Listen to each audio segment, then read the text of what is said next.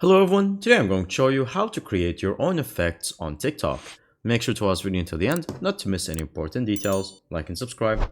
So as you can see, currently we will open TikTok, and then from the home page you're going to click on the plus sign that is in the bottom middle.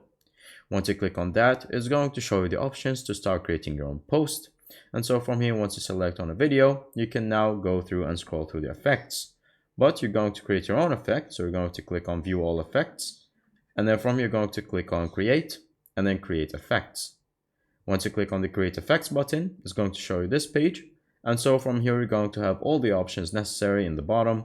So you can have makeup, stickers, 3D props, filter, canvas, or anything that you would like.